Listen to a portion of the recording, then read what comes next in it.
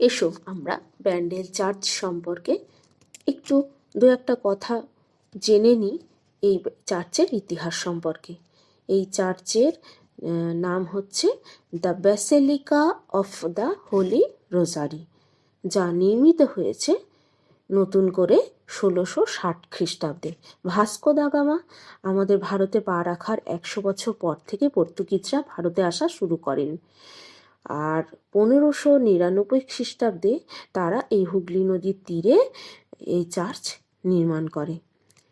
1632 খ্রিস্টাব্দ, তখন মোগল রাজত্ব চলছে। শাহজাহান পর্তুগিজদের ওপর প্রচুর আক্রমণ করেন, অত্যাচার করেন, তাদের গির্জা কেল্লা সব ভেঙে দেয়। এই সময় প্রচুর খ্রিস্টান মারা যায়।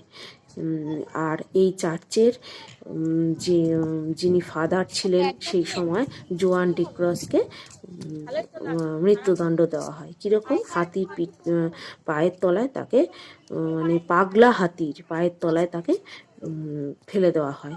কিন্তু একটা আশ্চর্য ব্যাপার, হাতি তাকে পায়ে পিষে না ফেলে উল্টো সুরে করে নিয়ে পিঠে বসিয়ে রাখে।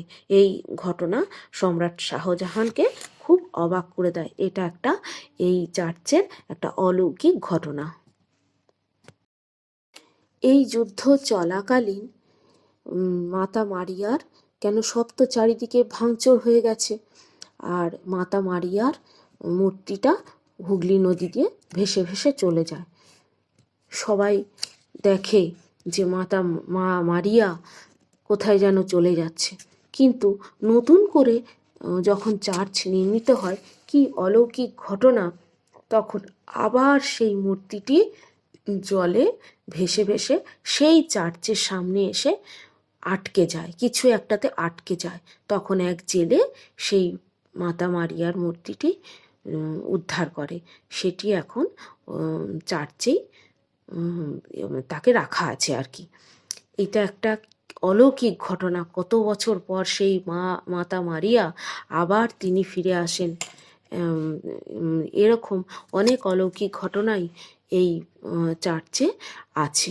একবার বঙ্গোপসাগর দিয়ে এক পর্তুগিজ জাহাজ যাচ্ছিল, আর এই দিকেই আসছিল, কিন্তু এই হুগলি নদীর দিকেই আসছিল, কিন্তু সেটা ঝড়ের মুখে পড়ে সেই জাহাজ এত বিপর্যস্ত হয়ে যায়। সেই জাহাজে অনেক যাত্রী ছিল, তারা অনেকে মারা যায়। এই সময় জাহাজের ক্যাপ্টেন তিনি প্রতিজ্ঞা করেন গডের কাছে যে যদি কোনো রকমে প্রাণ বাঁচে তাহলে এই জাহাজের মাস্তুলটা প্রথম যেতে যেতে যেই চার্চ তিনি দেখতে পাবেন সেই চার্চে এই মাস্তুলটি দান করে দেবেন। যখন হুগলি নদী দিয়ে এই জাহাজ হুগলি নদীতে এসে আটকে যায়, তখন তিনি এই চার্চটাকেই প্রথম দেখতে পেয়েছেন এবং এই চার্চে তার জাহাজের মাস্তুলটা দান করেন। সেই মাস্তুলটা এখনও আছে ব্যান্ডেল চার্চের প্রাঙ্গণে, যেটা এখন অনেক পুরনো হয়ে গেছে, ভেঙে চুরে গেছে, আর তবু আছে সেখানে। আর এই পর্তুগিজ ভাষায় এই চার্চে এই মাস্তুলকে বলা হয় ব্যান্দেল। এই ব্যান্দেল থেকে নাম হয়েছে, এই চার্চের নাম হয়েছে ব্যান্ডেল চার্চ। আমরা বেশিক্ষণের জন্য ওখানে যেতে পারিনি, তবু সেখানে গিয়ে আমাদের খুব ভালো লেগেছে। আর সেখানকার একজন গার্ডের থেকে আমরা সব কাহিনী জানতে পেরেছি।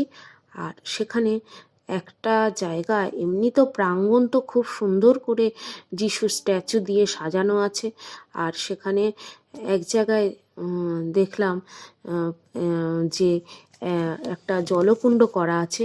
সেখানে সবাই যে যার সাধ্য মতো, বিশেষ করে কয়েনই দেওয়া আছে, আবার কিছু দেখলাম টাকাও কিছু দেওয়া আছে, এখানে নাকি মনস্কামনা পূর্ণ হয়। কিছু বলে গেলে সেটা নাকি মাতা মারিয়া পূর্ণ করেন।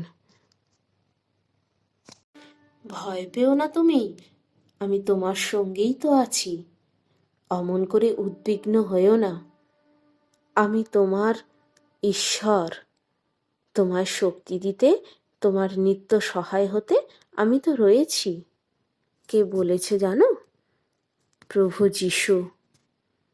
তার এই বাণী দিয়ে আমাদের এই ছোট্ট ভিডিওটা শেষ করছি। আসি তাহলে, নমস্কার।